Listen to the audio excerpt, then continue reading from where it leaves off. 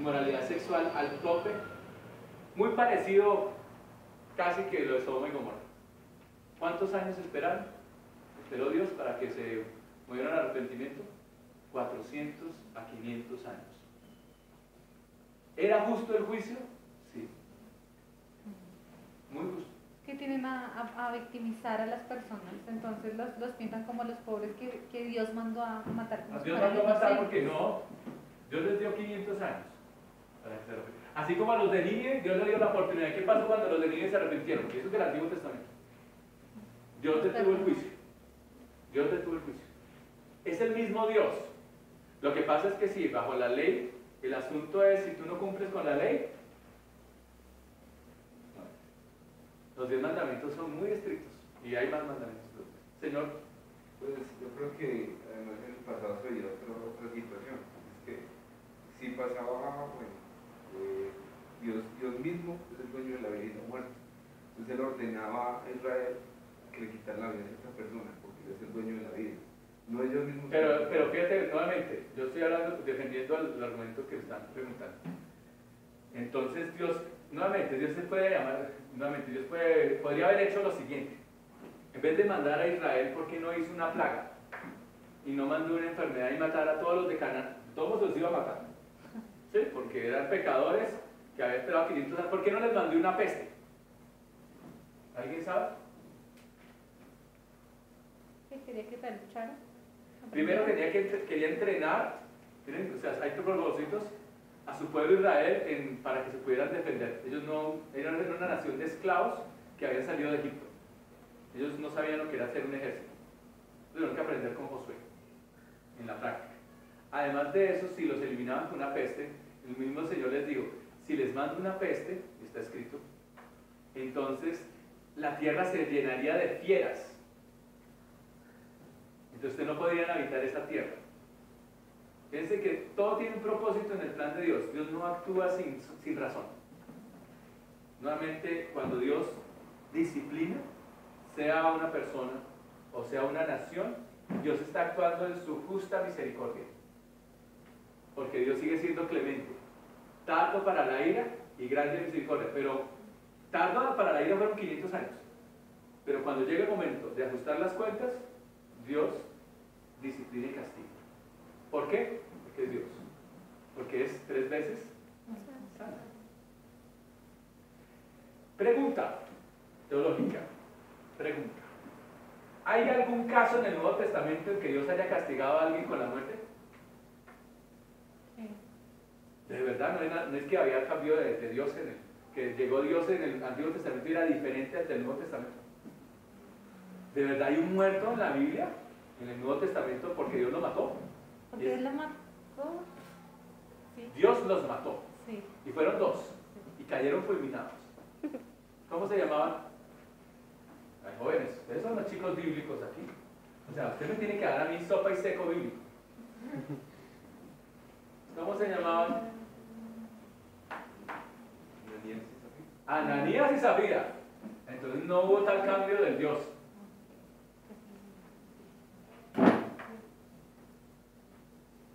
A ellos el Señor también los trató duro. Nuevamente, no es que Dios cambie, lo que Dios, por ejemplo, podría, la segunda venida de Cristo es un ejemplo de la misericordia de Dios. ¿Ustedes saben que el Señor Jesucristo viene por nosotros? Sí. ¿Sí? ¿Está seguro? Sí. Yo sí. Porque no sé si me voy con él.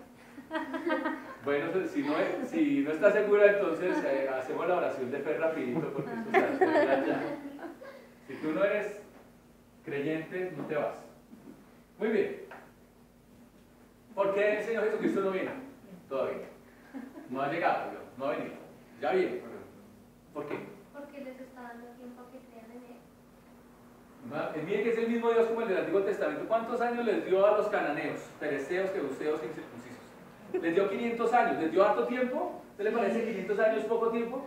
No. ¿Les dio harto tiempo para que se arrepintieran? ¿Se arrepintieron? No. Entonces, porque la venida de Cristo es venida en juicio. El Señor Jesucristo viene a hacer juicio en esta tierra que lo merece, ¿o no? ¿O no vemos cómo mataron a esos 4 niños en el Caquetá? ¿No merecen la muerte los que hicieron esa cosa? Yo creo que sí. es justo. ¿No merecen la muerte las personas que abusan sexualmente de los niños? Yo creo que sí. Usted dirá, uy, qué poco misericordioso. No, es que merecen la muerte. Han tomado vidas en sus manos. ¿Qué mal le habían hecho esos niños a ese tipo para que les pegaran un balazo en la nuca? Ningún mal. Eran niños. O sea, cuando les dicen, no, es que estamos en guerra, entonces que la guerrilla, entonces por lo menos, digamos, ahí estamos entre adultos y nos damos y sí. Pero ¿cómo van a matar a un niño? ¿No le parece que eso merece la muerte? Yo creo que sí. Y yo soy muy misericordioso donde no me ven. Pero la Biblia es muy clara que la paga del pecado es muerte. ¿Sí? Entonces en el Nuevo Testamento el Señor también hay otro caso en que una persona es entregada en disciplina para que muera. Está en 2 de Corintios. El Dios del Antiguo Testamento no ha cambiado al Nuevo Testamento. ¿Ha cambiado el pacto? Sí, porque es un pacto diferente, eso sí es cierto. Por eso Dios tiene, digamos, en Jesús, Dios ha colmado toda la justicia. Y por eso, digamos, no se ve lo que se veía antes de estar mandando eliminar pueblos enteros. Pero sigue operando el hecho de que la paga del pecado es muerte. Por ejemplo, si yo abuso de las drogas, tomo, por decir algo, no sé, con las que está de moda. Siempre hay una de moda. Digamos que está de moda, inclusive la heroína está superando la cocaína en los Estados Unidos. Es el último dato que tengo. La heroína es mucho más adictiva que la cocaína. Entonces digamos que es la heroína. ¿Qué pasa si yo consumo heroína y no paro? ¿Qué le pasa a mi cuerpo? ¿Dependiente de eso? La necesidad es tan grande que tú sigues consumiendo y te consume. Tú sigues consumiendo drogas y te consume. Entonces, sigue siendo cierto que la paga del pecado es muerte. Pero ese versículo tiene la segunda parte, que es el pacto. Mas la dádiva de Dios es vida eterna en Cristo Jesús, Señor nuestro. La paga del pecado es muerte, pero en el nuevo pacto, la dádiva de Dios es vida eterna en Cristo Jesús, Señor nuestro. Entonces, ¿por qué creen lo que creen? O sea, yo lo que les digo son preguntas, son casos. ¿Por qué creen en la Biblia? Hay más. Es el libro que ha tratado de ser destruido más veces y sigue existiendo. Se llama Su supervivencia es única. Es un libro que ha sobrevivido supervivencia. Ha sobrevivido la persecución extrema. En la Revolución Francesa, creo que fue Voltaire, que dijo que en la Revolución Francesa la iglesia fue casi exterminada de Francia, que iban a acabar con la Biblia. Un siglo más tarde, en la casa de Voltaire o de Rousseau, uno de los dos, es Voltaire, la casa de Voltaire era usada para imprimir Biblias en las sociedades bíblicas. Voltaire murió, pero la Biblia permaneció, ha sido perseguida. ¿Por qué perseguido? Ustedes recuerdan que en el catolicismo romano este libro no se podía leer. ¿Por qué? Eso es lo que decían. El que lee la Biblia se vuelve loco. No, lo que pasa es que la palabra de Dios dice, de cerca de sí misma, que es viva, que es eficaz, que cambia a las personas de adentro. Es más cortante que toda espada de doble filo. La Biblia ha sido perseguida porque es un libro que cambia a las personas. Cambia nuestra manera de pensar y por eso cambia nuestra manera de vivir. Por eso ha sido perseguido. Y lo siguen persiguiendo. Este libro ya no, en los Estados Unidos, que fue una nación cristiana, ya no se lee. Y menos en nuestras escuelas públicas. Entonces, a mí me gustó mucho la película ver al muchacho y la novia. Vuelvo a la película. Yo les pregunto a ustedes, me preguntan. Esa era la cananea. Sí. ¿Qué les pareció la novia? Para contarle a John, hay un muchacho, a él pasa la hojita para que firme porque que Dios está muerto y él dice que no firma eso. Eso se llama convicción. Yo quiero ver una generación de jóvenes con convicciones. O sea, que sepan por qué creen lo que creen. No simplemente yo creo en Dios porque mi familia cree en Dios. No porque eso sea malo, pero eso no es suficiente razón. Yo creo en Dios porque he tenido un encuentro con Dios, es otra cosa. Y entonces la noviecita, ¿qué le dijo al muchacho? por qué tenía que firmar la hoja? ¿Qué decía ella? Que para que no se llevaran mal con el profesor. Para pasar la materia. Firme esa hoja, pasa la materia, vas a ser un gran abogado, ¿de acuerdo? La muchacha le tenía planeada la vida al chino, ¿sí o no? Ya le tenía los siguientes 50 años planeados, iba a ser un abogado y ella iba a ser la esposa de Mostrar, me imagino. Yo no sé qué estudiaba la muchacha. ¿Cierto que no parece que estudiara algo?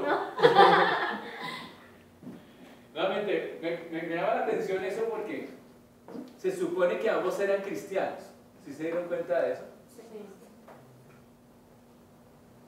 ¿Ustedes sabían que en la iglesia hay dos tipos de cristianos? Digámoslo, entre comillas cristianos. Hay unos que son verdaderos cristianos y otros que no son verdaderos cristianos. Jesús los llamó el trigo y la cizaña. El trigo y la cizaña, como matica, son muy parecidos. ¿Saben qué los distingue a los dos? El fruto. El fruto de la cizaña es venenoso. El fruto del trigo, pues de ahí sacamos el pan. ¿Sí? Entonces, mire, cuando usted se va a enfrentar al ambiente universitario, y lo que yo quiero hacer esta charla es para ustedes, cuando vayan a la universidad o si están en la universidad. Hay dos cosas que lo van a sostener. El que usted sepa y tenga convicciones muy firmes en quién es usted. Si usted sabe quién es, no lo van a arrastrar en la universidad ni a las fiestas, ni a las drogas, ni a la inmoralidad sexual. Si usted sabe quién es en Cristo, usted se va a poder mantener firme. Pero además de eso, si usted sabe quién es en Cristo, la gente lo va a respetar. La gente, aunque no son cristianos, respeta a una persona que tiene convicciones. Se los aseguro porque yo lo viví como estudiante universitario. Pues, conocí la semana pasada pues una señora que viene ahora a la iglesia, ¿no? Ella no es compartida, que tiene una hija de 21 años, quien estudia en este momento medicina. Y pues hace mucho tiempo le tenían aquí a la iglesia. Pero la hija, digamos que pues ya avanzadita en el tema de medicina, y la hija en este momento dice, no, Dios no existe. Es así. Porque le han dado argumentos en la universidad, argumentos de que no existen. Entonces para él ahorita, y pues la mamá decía como quisiera regalarle el libro, que vea la película, pero está totalmente cerrada a que no. ¿Y por qué? ¿A ustedes no les parece eso algo interesante? Porque una persona, si está tan segura que sus argumentos son válidos, ¿cierto? O sea, es una estudiante universitaria. Uno en la universidad les enseña que estudie, analice, y entonces decida, ¿cierto? Yo quiero que también como cristianos seamos un poquitico más abiertos a muchas cosas. ¿En qué sentido? No a lo malo, sino usted en la universidad le van a presentar el socialismo. Se lo van a presentar de una forma u otra. A mí me hicieron la vuelta en la universidad pública, yo soy de la nacional. Entonces van y me dicen, no, es que el pueblo tiene hambre y entonces necesitamos entrar en la revolución por el pueblo, etc. Le van a presentar eso. Entonces, ¿qué es lo que va a pasar? Usted tiene que estar, si sus argumentos como cristianos son suficientemente fuertes, usted tiene que tener cómo responder a esas invitaciones. ¿Sí? ¿Saben qué me parece esa actitud de este caso que tú me dices? Yo sé cuál es. Es una persona que tiene miedo. ¿Por qué no recibe la película si sus argumentos son tan fuertes? A mí esta semana me dijeron que simplemente porque uno tiene derecho a protegerse de lo que le hace daño. Ah, o sea que le tienen miedo a Dios. Es la misma respuesta que yo dije, no vale. Es que es eso. Miren el asunto. Y creo que ustedes todos estuvieron más o menos en las charlas de los planetas. Yo no quiero repetirlas, sino quiero compartirlo con ustedes. Entonces, simplemente es decirles, miren, la Tierra tiene la masa adecuada para mantener la atmósfera que tiene. La distancia del Sol es la adecuada para que el agua esté en los 3 estados que está. La inclinación del eje hace que los días y haya estaciones. Por lo tanto, que no tengamos tan altas temperaturas en el trópico y tan bajas temperaturas como serían en los polos. Si no estuviera inclinada, las temperaturas de los polos serían mucho más bajas y aquí en la zona tórrida seríamos un desierto, de Sahara. Tenemos los ciclos del campo magnético terrestre que nos protege de la radiación y de las partículas radiactivas del Sol. El viento solar nos protege el campo magnético. Y además tenemos, entre otras, ciclo de nitrógeno, CO2 y la capa de ozono que nos protegen de la radiación ultravioleta que mataría toda la vida sobre la Tierra. Entonces, cuando alguien me dice no creo en Dios, entonces dice, oiga, ¿no le parece que es demasiada coincidencia que todo esto se está dando al mismo tiempo para que usted exista? Demasiada coincidencia. Y hay más coincidencias, ¿no? Es lo que quiero compartirles hoy. Es que usted tiene todos los argumentos.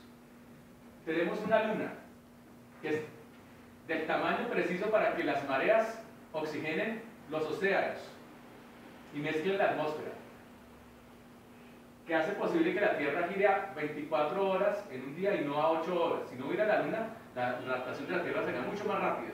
La Luna frena la rotación de la Tierra para que sea 24 horas. Si usted se imagina cómo serían los vientos huracanados con esa rotación, impide que la Tierra entre en resonancia con Júpiter. Como la masa de Júpiter es tan grande, haría que la órbita de la Tierra fuera mucho más parecida a una elipse y fuera más inestable. La Luna nos está haciendo eso. El sistema solar, Júpiter, nuestro protector. La masa de Júpiter cabe en todas las masas de todos los planetas, ahí, y el sobra. Pero del sistema solar hay una parte exterior donde están restos de asteroides y cometas. Júpiter nos protege de los cometas. Nuestro Sol es de tamaño mediano, no es tan grande como dicen, no es tanto que queme al santo ni tanto que no alumbre. Si fuera más grande, no habría eso en la Tierra. Si fuera más pequeño, no habría suficiente radiación en la Tierra. Hay planetas rocosos al interior del sistema solar, gigantes gaseosos exteriores. La mayoría de los planetas que encuentran los astrónomos actualmente es al revés. Son planetas gaseosos cerca de la estrella y planetas rocosos fuera de la estrella, hacia afuera, o sea, hacia adentro de los gaseosos. Lo de Júpiter y las órbitas planetarias que veíamos que están en el mismo plano. La mayor parte de los sistemas que encuentran son, o sea, nuestro sistema solar es así. Ah, pues estaba aquí. La galaxia. Estas órbitas, todas estas órbitas están en el mismo plano. En los sistemas que se han encontrado, digamos, este es el Sol de otra estrella, hay una órbita que viene así, otra órbita que viene así, bueno, alrededor del Sol. Quiero hacerlo bien. Otra órbita alrededor del Sol así, otra órbita, o sea, no están en el mismo plano. Entonces son órbitas mucho más inestables, no permiten la vida. Entonces, cuando alguien me dice lo que me dijo la muchacha, la hija de la señora que ha venido a juicios a la iglesia, está muy contenta. Ella vino hace varios años. Ella venía cuando todos ustedes no habían nacido, no mentiras, es que habían nacido pero eran chiquitos. Porque la niña asistió a esa iglesia, no sé si se ven eso. La joven que ella está diciendo asistió a esta iglesia. Era una muchacha que tenía un coeficiente intelectual muy alto, debe tenerlo todavía. Violinista, ya la conocí. Tenía problemas de salud y la enviaron fueron a los Estados Unidos y volvieron. Yo no quiero repetir la charla, yo quiero repetirles una de las cosas que he entendido a lo largo de los años y yo quiero que ustedes sepan. Tenemos evidencias para que atestiguan por qué creemos lo que creemos. O sea, aquí hemos estado hablando de por qué creo en la Biblia. Yo le puedo decir por qué creo en Dios, porque estos no son coincidencias. Todo ha sido perfectamente diseñado para que usted y yo existamos. ¿Sí? Hablamos de las galaxias. ¿Usted se acordará de las? Sí, señor. Yo tengo una pregunta en cuanto a eso, antes de que sigas a lo siguiente que sé que quieres seguir. Y es que una persona me decía que leyó un artículo donde decía que efectivamente el universo no tiene ni comienzo ni fin y que es una teoría moderna, ¿sí? Entonces ella decía que si el universo no tiene ni comienzo ni fin, entonces obviamente no hubo un comienzo ni va a haber un final y que eso definitivamente derroca lo que nosotros pensamos en cuanto a lo que tú nos enseñaste sobre el Big Bang y que es algo que es reciente. No sé si se han hecho investigaciones si realmente es reciente o es lo mismo que pensaba Einstein y que le tocó luego cambiar. Más bien el que está trazado es él. Ajá. El universo sin principio de fin. A ver, aquí les muestro la galaxia. ¿Ya ustedes vieron esto? Sí. Tenemos una galaxia muy especial que es una galaxia en espiral. No vivimos en el centro de la galaxia, vivimos en las afueras. Y los astrónomos creen que solamente el 2% de las estrellas podrían tener planetas que alberguen vida, digamos, el 2%.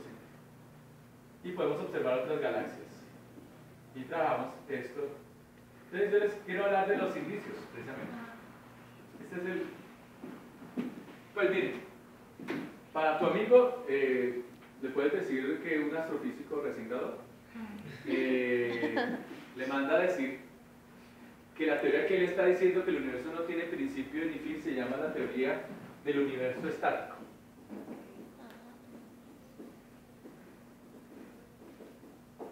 Que es una teoría que tiene más de 100 años. ¿Sí? Que era la teoría que había antes del Big Bang, que no es una teoría moderna. Que la evidencia actual no apoya el universo estático. Que el universo no solamente no es estático, sino que el universo se expande aceleradamente.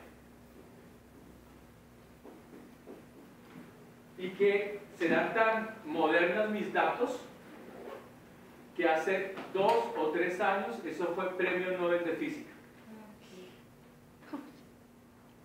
La expansión, eso, el premio Nobel se lo dieron al grupo del profesor Saúl Perlmutter. Si él quiere el nombre, se los doy. Sí, por favor. Él recibió el premio Nobel por la confirmación de que el universo se está expandiendo. Él es un astrofísico que estudió lo que se llaman las supernovas tipo 1A para medir el alejamiento de las galaxias en el universo. Entonces, nuevamente, si le quieres dar a entender por qué creemos en la gran explosión en física, digamos. ¿Cuál es la evidencia? Pues precisamente esto. Que se expande, ¿sí? Exacto. Un universo estático que no tiene principio ni fin no tendría por qué estarse expandiendo o contrayendo. Simplemente estaría estático. Mira una fotocopia, una foto todo totalmente equilibrado. No habría movimiento de galaxias unas respecto de las otras. El hecho es, si yo les quisiera presentar, no tengo una imagen del Big Bang, lo voy a hacer ¿qué es lo que hacemos en astrofísica? Para poder, ¿qué es lo que hizo más o menos él? No lo hice yo, pero sé cómo lo hizo. Entonces lo que hacemos es mirar, me voy a volver un poquitico para mirar.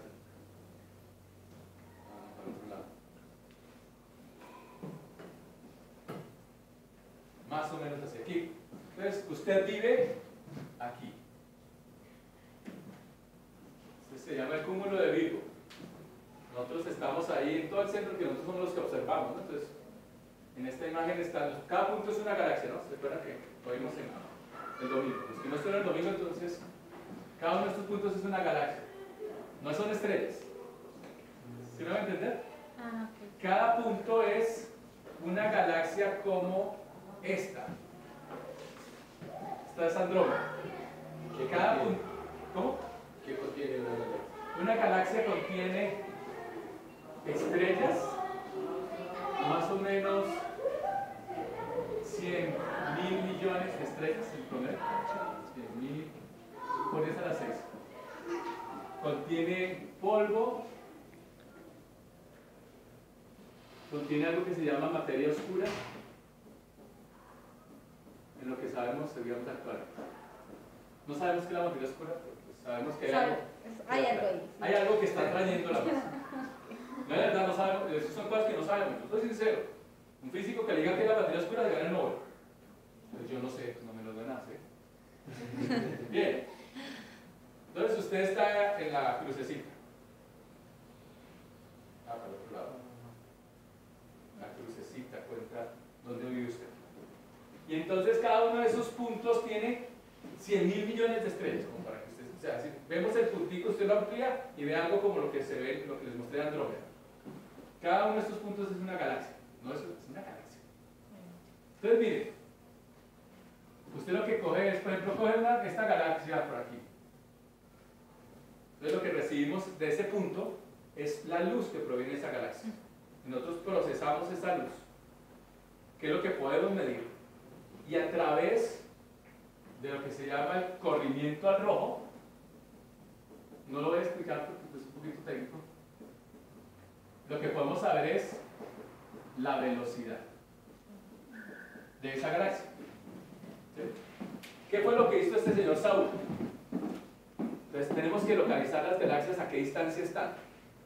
Entonces necesitamos una fuente de luz que sepamos cómo es cercana. Entonces, lo que primero se hizo fue investigar las supernovas cercanas de nuestra propia galaxia incluso. Entonces, con una supernova, inclusive en nuestra galaxia ha habido supernovas en galaxias cercanas, digamos. Una supernova en una galaxia, cuando se enciende, es una estrella que estalla y entonces usted alcanza a leer de noche, o sea, ilumina en una forma impresionante el cielo. Entonces, es algo que conocemos. Entonces, ¿qué es lo que hizo el señor Saúl? Empezó a mirar esas supernovas en galaxias que se fueran alejando de nosotros. Entonces, digamos, alguien empezó a mirar donde está el Pavo, el superclúster Pavo Infus, una de las galaxias del Pavo. Y entonces, en esa galaxia, espera. Eso es un trabajo de años, le dieron el Nobel, es un trabajo de muchos años. Espera, antes se fijan en esa galaxia, cuando ¡pum! Supernova. Entonces, en esa galaxia, una supernova cuando se enciende se ve. La tengo la galaxia que es como les decía, de Andrómeda, por este lado. Y entonces una explosión de supernova se puede ver como tan brillante como el centro. Digamos que esta es otra galaxia, pero digamos una supernova se ve así de brillante. Entonces sube su brillo y después decae, no es una explosión, entonces explota la estrella y después decae. Entonces uno sabe que esa es una supernova. Entonces sabe con certeza cómo es la luz que emite esa supernova. Analizando esa luz en cada una de esas galaxias que les muestro aquí, entonces usted encuentra que lo siguiente, de la luz de esas galaxias y a través de las supernovas, encuentra cuál es la distancia de esa galaxia de nosotros y encuentra con qué velocidad. Si la galaxia se acerca o si la galaxia se aleja. Okay. La mayor parte de las galaxias actualmente que tenemos, todas se alejan de nosotros. ¿Y se ven rojas? Se ve más rojiza, la luz que viene de ellas se ve más rojiza porque a medida que más se alejan, más se corre la luz hacia el rojo del espectro. Esas son, pues es una pregunta súper ignorante, ¿no? Pero uno de noche ve algunas estrellas, algunas sí se ven rojas. ¿Esas son estrellas que se murieron o eso es otra cosa? No, esas son estrellas que están muriendo, sí, son estrellas rojas que están en sus últimos estados de... El Sol nuestro, cuando se vaya poniendo viejito, por ahí dentro de 4.500 millones de años, se va a convertir, o sea que hay tiempo de hacer muchas cosas. Hagan sus vidas, estudien, trabajenle al Señor, que eso vale la pena. Vale la pena servir al Señor, porque queda tiempo, pues por ese lado, ya. Por otros lados no, pero por ese lado queda tiempo. ¿Listo? Entonces, ¿qué es lo que se hace? Miren, voy a poner, este somos nosotros. Y entonces, usted hace un mapa de estos y le pone la velocidad. Y entonces, entre el punto esté más alejado, más velocidad tiene. Por eso le dieron el Nobel a ellos. Porque encontró, eso quiere decir que está acelerándose el proceso. No es que solamente se alejan, no. Un universo sin principio ni fin, como el que a veces plantean, es un universo que se aleja pero no aceleradamente. Entonces le puedes decir a tu amigo que además de ser premio Nobel, ese trabajo, le puedes decir que